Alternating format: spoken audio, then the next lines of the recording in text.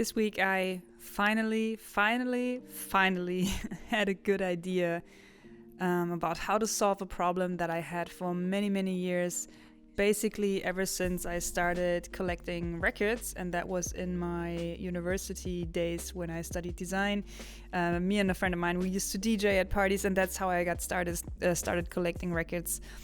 Well, ever since this collection grew and grew, I was looking for a good way to actually store the records and display them. And that is the biggest task for this design. And that's why I'm so happy with how this came together, because I'm actually very proud of the solutions that I found.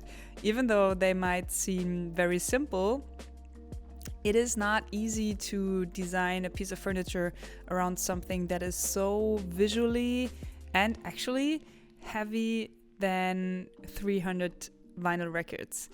It's just like if you put them all together, even though I love to see the covers and I love to see how, 80 records packed back to each other look, it is visually very heavy and very bulky. And that's exactly what I was struggling with when I wanted to design a piece of furniture for my record collection. So this is eventually what I came up with after probably 12 years of thinking about it.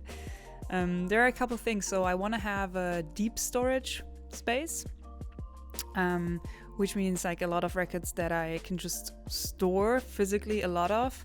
And I also want to have a flip through experience like you have when you buy vinyl records. So those are the main features I wanted to have, together with a visually light design. That's all the requirements that made up this design.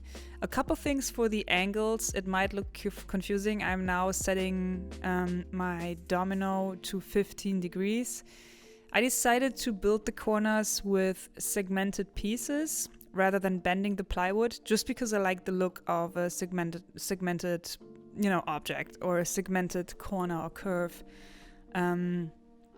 So the math is really easy. What you do is you just figure out how many segments you want, and then you take that by 4, and then you divide that by 360, and then you have the angle that you need, and then you have to divide that angle by half just for your miter setting. So I was ending up with a 15 degree angle. That means the table saw. That means I had to set my table saw to 7.5, and then the domino to 15 again. It's a little bit confusing, but if you draw it out, it's actually very simple. And this jig here that you see next to me is actually to make sure that I glue, because it has a little flex to it, and I wanted to make sure that I glue it in a way that it ends up meeting the connecting pieces correctly. Because as you can see, it has a 7.5 degree angle, but the next piece that gets connected to it does not. That's a 90 degree angle. So yes, that's what this jig is for. Right on. Now that's another establishing shot, basically to show that I'm walking away from what I was working on before, and now I'm continuing working on the rest of the build while the glue is drying. Guys, if you have never worked with a domino, I highly recommend borrowing one from a friend or getting one used if you just want to try it before committing to it. Man, these things really change the way I design my furniture. I sometimes avoid them just to challenge myself, because it is so much easier to build with a domino. Here I'm cutting a groove for the back wall. That's actually the part that I struggle the most with when I'm designing furniture, because I rarely sketch anything out. So those are the things that I usually forget. This time I did think about it though, because it is really hard to figure this out if everything is glued together and then you realize, oh no, shit, I need to have a recess there. But this time I actually did a complete dry fit. That means I put all the pieces together without glue, just to make sure everything fits before I really commit and put some glue on it. I said it in my Instagram stories, everything in woodworking, everything is so relaxed and chill until you put glue on stuff. That's where things get hectic. All right, so this is the moment of truth for me. I did not know, because as you can imagine, all the force is on those two domino joints, and I wasn't sure if this is a good construction. I wasn't sure if it will all hold okay once all the pieces are together, but this is where I add another crucial piece. This little shelf will take a lot of the force, and then together with the back wall, it's very, very sturdy. And I made another piece of the curved segmented corner. I made another test piece, and I could actually stand on it without dominoes, just the glue holding the segments together. It was strong enough to hold my weight. So that was good. Yes. So that shelf, and then also the cross piece on top that I added.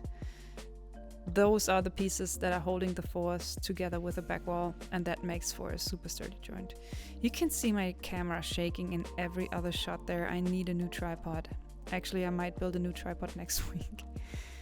All right, so this is where it's hectic. That's why there are not too many shots of it, because I didn't have time to film it. I just needed to get it done. But this was such a good feeling to see how it all came together, and then it actually fits. Now there's tape and some templating. Using tape to create templates is so easy and so fast. And you can actually see me there talking, because I was talking to a friend on the phone there as well.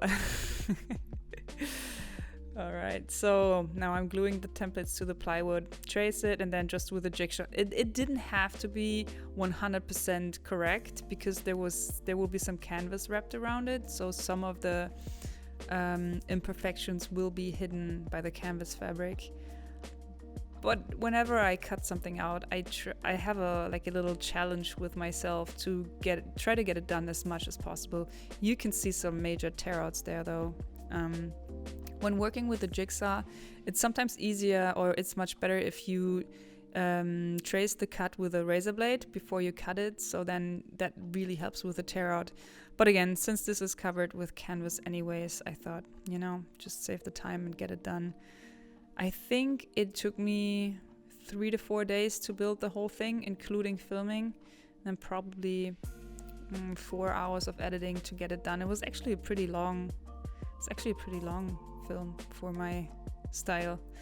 Yes, that was the best moment of the build. That was the moment I was looking for the whole time, to see how, oh man, the camera's shaking again, to see if it actually looks as good as I imagined it to look. And yes, I think it even looks better. I freaking love this table, by the way. And there on the floor you can see my test piece. It's lying on the ground because I stood on it to see if it holds my weight. Yeah, just some staples to secure it all. I didn't put glue on it just in case if I needed to take it apart. This is a new sander, by the way. It's really good. It's very ergonomic, and yes, I like that it has the button on the where you can put it on and off with your index finger. It's very convenient.